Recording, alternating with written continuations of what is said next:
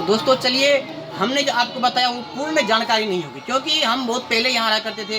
हो सकता है कि उस टाइम में जो फैसिलिटी थी उसमें कुछ इंक्रीजमेंट हुई होंगी। तो चलिए, हम इस स्कूल के जो हमारे सहरसा में स्कूल है, उनके संस्थान के डायरेक्टर सर से हम मिलते हैं और उन्हीं के द्वारा, उन्हीं के मुख से इस स्कूल के बारे में कंप्लीट जानकारियाँ लेते हैं। चलिए। जय श्री राम सर।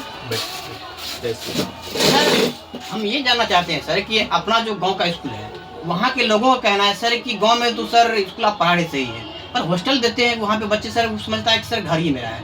तो हम सर वहाँ गार्जियन कहना है कि सर आप कहीं और अपने गांव से कि हट के करें। तो मैंने उन लोगों को बताया कि सर हमारा एक और स्कूल है जो सहरसा में पढ़ता है। तो सर आप, मैंने उसे तो बताया कि हम बहुत पहले यहाँ पढ़ा करते थे, तो हमसे बेटर शायद कोई और जान नहीं सकता, क्योंकि मैं खुद यहाँ का स्टूडेंट रह चुका हूँ। लेकिन सर फिर हो सकता है हम सब 5 साल पहले पढ़ रहे थे, तब में बहुत कुछ चेंजिंग आई होगी, क्योंकि हमारे टाइम में क्या चीज़ थी, एक टीचर में भी बहुत सारी चेंजिंग आई होगी। सर वही हम चाहते हैं कि हमारे जो गार्जियन लोग हैं वो जानना चाहते हैं सर यहाँ क्या क्या चेंजिंग हमारे आने के बाद हुई है। सर देखिए, सबसे इम्पॉर्टेंट है किसी भी स्कूल में सबसे जो महत्वपूर्ण भूमिका होती है वो टीचर्स की होती है। जी सर। और हमारे यहाँ भी 8 टीचर्स काम कर रहे हैं। सारे टीचर्स वेल क्वालिफाइड हैं, बीएड हैं, सीटेड हैं। दूसरी बात है कि हॉस्टल की आपने बात की मेरे से। जी सर। जी सर। तो हॉस्टल में हमारे यहाँ 4 टाइम बच्चों को खाना मिलता है, क्योंकि जब तक बच्चों को पौष्टिक खाना और मतलब मल्टीपल टाइम्स खाना नहीं मिलेगा। सर को खाना के बारे में कहने की जरूरत ही नहीं, क्योंकि मैंने पहले बता रखा है कि सर कि यहाँ की खाना सर यानी कि घर जैसी है, मैंने बता रखा है। हमारे यहाँ टीचर्स भी वही खाते हैं जो हमारे बच्चे खाते हैं। जी सर। सबसे इम्पोर्टेंट, और मैं खुद भी वही खाता हूँ जो हमारे बच्चे खाते हैं। जी सर, हमने देखा है सर। दूसरी बात, आपने दूसरी बात क्या पूछी थी कि स्कूल में टीचर्स के बारे में। सारे टीचर्स हमारे क्वालिफाइड हैं, और सबसे इम्पोर्टेंट बात होती है कि कितने डेडिकेशन के साथ टीचर्स पढ़ा रहे हैं। जी सर। जी सर। तो आप अगर मुझे जानते हैं, आप मुझे अपना सर बोल रहे हैं, तो आपको पता है कि मेरा डेडिकेशन क्या है। जी सर। अपने यहाँ से अभी तक 14 बच्चे नवोदय में हैं और 7 बच्चों का सिलेक्शन सैनिक में हुआ है। इस बार भी क्योंकि इतना टफ हो गया है नवोदय में करवाना, इतना ज़्यादा कट ऑफ जा रहा है, 100 में से 100 नंबर लाना पड़ता है बच्चों को। इस बार का मैं बता रहा हूँ, अगर आप कहेंगे तो मैं फ़ोन पर दिखा सकता हूँ आपको, आप लगा देंगे बाद में वीडियो में। जी सर। एक बच्चे का 98.75 मार्क्स है, यानी एक क्वेश्चन उसने गलत किया और उसका नवोदय में सिलेक्शन नहीं हुआ इस बार।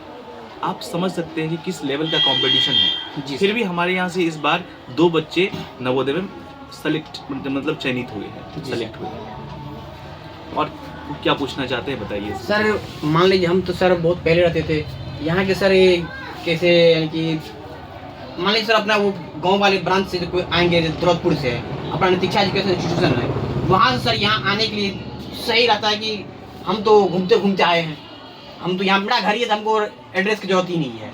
तो कोई गार्जियन अगर वहाँ से अगर सीधा यहाँ आना चाहे तो प्रॉपर एड्रेस क्या है यहाँ का? मैं थोड़ा सा ऐड ऑन करना चाहता हूँ अपनी बातों में कि हमारे यहाँ हर एक मंथ टेस्ट होता है। जी सर।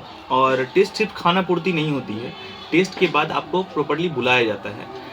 आपके बच्चे में जहाँ कमी है या फिर सुधार हो रहा है या नहीं हो रहा है, आपके बच्चे में क्या इम्प्रूवमेंट है, सारी चीज़ें आपको सामने बैठ के दिखाई जाती हैं हर एक मंथली टेस्ट के बाद। जी सर। और इसके अलावा टर्मिनल टेस्ट होता है, एनुअल टेस्ट होता है, वो तो अलग चीज़ है। मंथली टेस्ट इसलिए लिया जाता है, और गार्जियन को पीटीएम हमारे यहाँ जब होती है तो गार्जियन जब आते हैं तो उनको प्रॉपर अधिकार है पूछने का कि 1 महीने में हमारे बच्चे का प्रोग्रेस क्या है, और ये हम लोग उनको बुलाते हैं। दूसरी बात,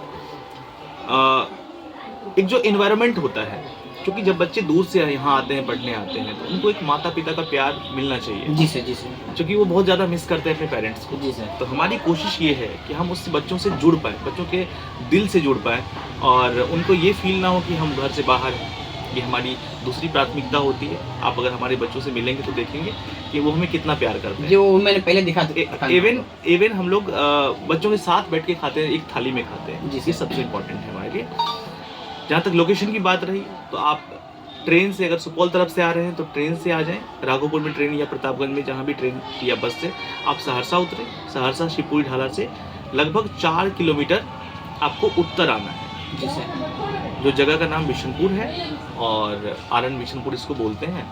बस आपको रोड के नज़दीक ही आपको बैनर मिल जाएगा, या आप कांटेक्ट भी कर सकते हैं। हमारे जो सहयोगी स्टाफ हैं वो आपको रिसीव कर लेंगे। जी सर, बताइए। बस सर यही जाना था, क्योंकि बहुत सारे गार्जियन सर बहुत लंबे समय से कर रहे थे। और आप मेरे प्रिय छात्र रहे हैं, जी बहुत सर। अच्छा लग रहा है, आप हमेशा मिलने आते हैं और सर वो तो आप, आपका दिन है कि हम इस लायक हैं आज। आप इतना प्रेम देते हैं।